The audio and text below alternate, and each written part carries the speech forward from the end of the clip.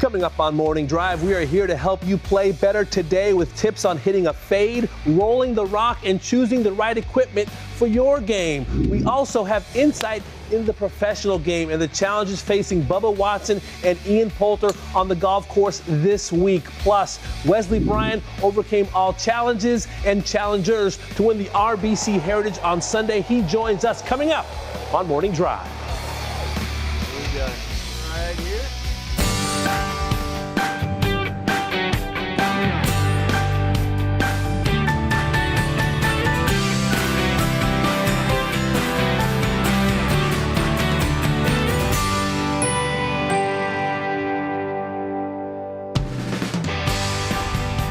Good morning. Welcome into Morning Drive, Tuesday, April the 18th, year 2017, also known as National Tax Day. Welcome to Studio AP, Damon Hack and LPGA veteran Paige McKenzie. Is this a happy day? You say that like it's a holiday. It's not a holiday. Oh, it's not a holiday. Did you file already? I am filing my extension officially today. Okay. So I'm a little bit late on it, but I will say I have an excuse in that I recently got married. And you're expecting. Well, yeah, we've got a lot going on, but it changes when you get married. Yes, it does. And no one warned me. My husband and I, we should have waited till January because your entire year is affected when you get married. Correct. So anyway, enough about me. Have you filed? My wife handed me a piece of paper yesterday and said, sign here. I signed here, and I'll find out. I think we're filed. I think we're good. Speaking of taxes, let's say good morning to Lauren Thompson. What's up, LT?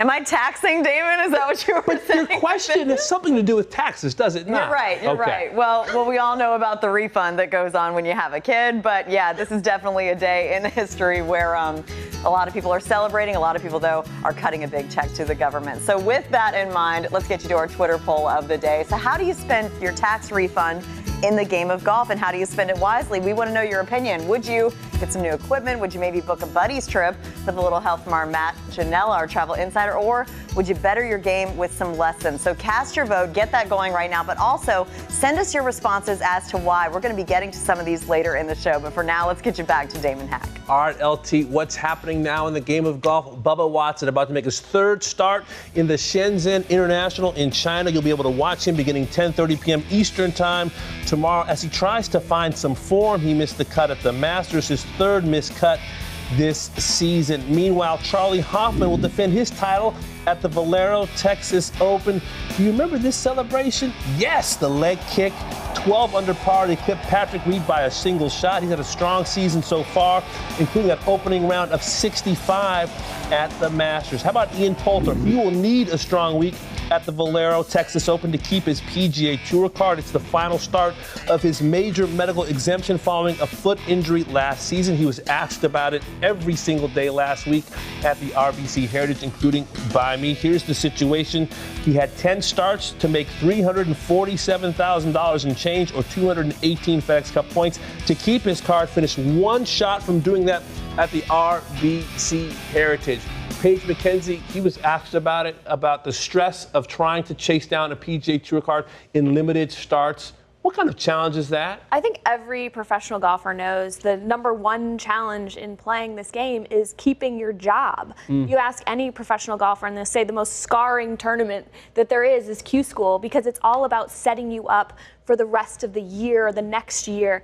And for Ian Poulter, even though this isn't Q School, it's effectively the same thing. His back is against the wall. He knows what he has to do, and he just has to go out and do it. Yeah, he said he's trying to focus on winning. He said it last week in South Carolina. I'm not thinking about the exemption. I'm going to go out and try to win this golf tournament. He finished tied for 11th, one shot out of getting his card. He three-putted the third hole, three-putted the seventh hole. He was very disappointed in that. Do you like his approach, saying, I'm not going to worry about the card. I'm going to try to go out and win this golf tournament? Do you like the self-talk? 100%, because it's like any other sport. When you start playing defensive strategy and not being offensive about the way that you approach the game, you're on your heels. Yeah. And for whether it's basketball or football or golf, you want to stay on your toes. You want to stay attacking the best possible result, and that is winning. And for Ian Poulter, I think there's not maybe a better player that when their back is against the wall, they're able to perform. And we saw that last week. The fact that he was, like you mentioned, literally one shot shy of keeping his card in the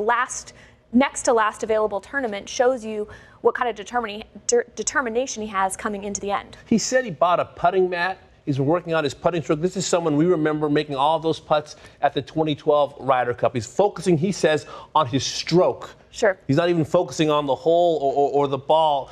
Does that concern you at all that he's focusing on his stroke as he stands, next to the golf ball? No, because literally this week could be different. Next week could be different. And every single professional golfer will tell you that sometimes it's just a change in swing thought. Yeah. Whether it is, say, today I'm going to focus on the spot in front of the ball. Today I'm going to focus on the stroke. Tomorrow I'm going to focus on, the direction of the hole. Sometimes it just takes a trigger to get you working in the right direction. And for him, maybe this week, that's what he's going to be focusing on. Ian Poulter tied for 11th at the RBC Heritage. Charlie Hoffman actually missed the cut at the RBC Heritage, but he is the defending champion at the Valero Texas Open. Last year, he got it done for his 4th PGA Tour win. He has a first place, second place, and third place finish on the golf course. And this year, 4th at Riviera, runner-up at API. And of course, that final round 78 dropped him down to a tie for 22nd at the Masters, but he was in the frame for much of the week. And for more on Hoffman, we say good morning to Golf Channel Academy lead coach Travis Fulton. Hey, good morning, guys. Yeah, Charlie Hoffman, he loves this place. Kind of an up and down year thus far in 2017. He's a good ball striker, kind of sneaky long off the tee. But when I look at his swing, I think there's some things that we can learn from. His golf swing is kind of 3/4 by nature. It's pretty compact. And he hits a lot of shots where I think it kind of suggests good timing at impact. I'm going to get to that here in a second as we go through his swing. So Charlie Hoffman here at address. This is a little bit of a trap draw that you'll see him hit a lot. Probably an 8-iron here. He's got the ball position back in the stance. He's got a fair amount of forward shaft lean to hit this little trap draw. Now, let's have some fun here. We're going to isolate his lower body. So from the hips down, we're going to toggle back and forth here. So let's take him to the top of the swing. And as Charlie goes back to the top, it's a very centered swing. It's a very simple pivot. Makes an efficient shoulder turn. The left shoulder comes down, the right hip gets out of the way, but it's very centered. His head really doesn't move a whole lot off the golf ball. Now, I want you to take note right over here into the split screen here, and you can see the left knee and how it works behind the golf ball. Now, we're going to focus in on the lower body here. Watch the left knee as we come down slow. The left knee is going to come down and a little bit lateral out over the ball of the left foot. So he starts the downswing with the left knee, kind of loading a little pressure down into the left foot by moving lateral over the ankle. But the left hip levels out. And we're going to play this down one more time here as we come down in delivery. The left hip starts to open up. I think that's a very efficient lower body movement on the downswing. Watch my left knee here. My left knee, as I come down, starts here, gets out over the left ankle, putting pressure into the ground, but my left hip starts to clear out of the way. Now, of course, I don't want my left knee to stay inside my ankle like that. You can see I'm hanging back. And I don't want to go so much down where my left hip gets way out over my ankle. I want the left knee to put a little pressure in the ball of the left foot on top of the ankle. The left hip will line up, but the left hip will stay up here, start to level out and turn out of the way. I think that's a drill that you can work on without a golf ball, just as I did, to get that proper feeling of the left knee and the left hip. Now from here, he can really start to turn. Here's where the timing comes in. Charlie has great timing where the arms and the club arrives beautifully to post impact. I like to train players to that post impact where they feel that weight shift and then they start to feel the rotation where everything comes together. The arms, the club, everything lines up here to both arms straight. I think this is something that you should rehearse. Lower body movement, rotate to both arms straight. And then from here, watch this, we're going to go full screen now. He's going to rotate everything together into this little sawed-off finish. You'll see Charlie hit a lot of shots where he rotates, he cuts the arm swing down. I like that little 3/4 soft landing, everything turning together, everything following together to this nice, compact, short finish. It's a knockdown shot. He hits a lot of those trap draws. It's good in the wind there in Texas. You got that shot, don't you, Damon?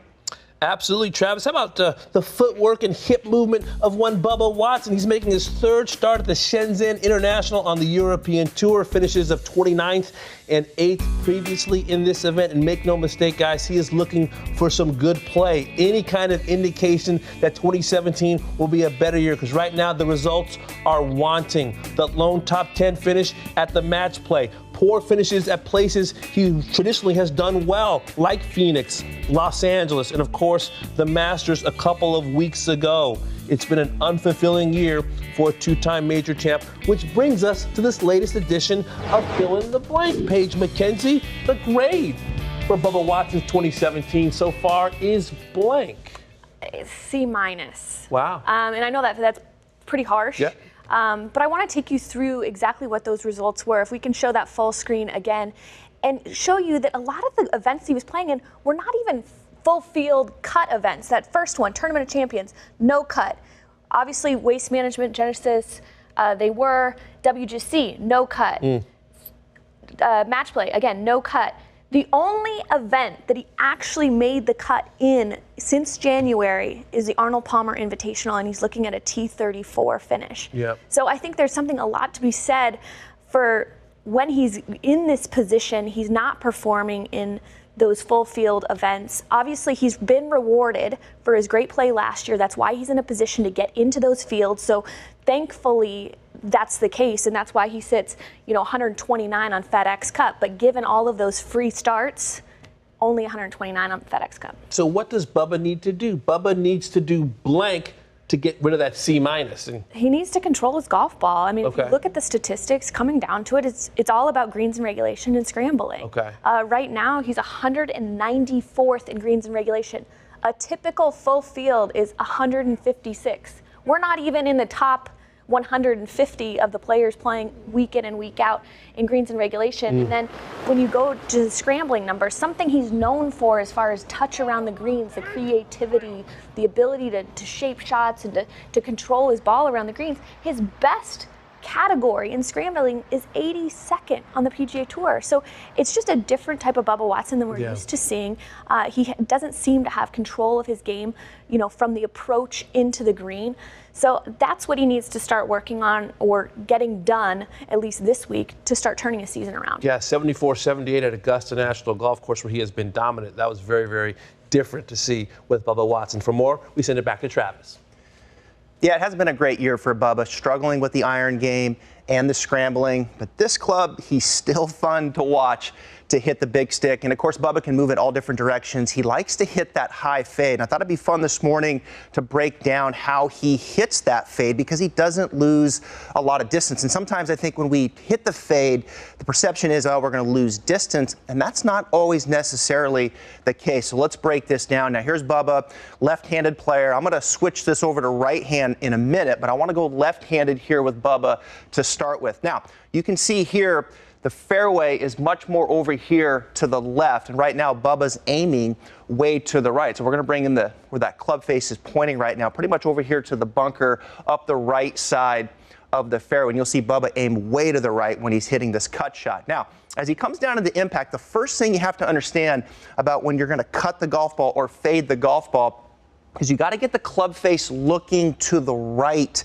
at impact. So here we go. We're going to play Bubba through here, and we're going to bring him right down into impact. And so there he is in impact. So where's that face looking? Well, you can see the face is looking even further to the right. We know the golf ball is going to start roughly where the face is looking. It's not so much where the path is going, it's where the face is looking at impact. So you got to get the club face looking to the right, which he does. That gets the golf ball to start over there.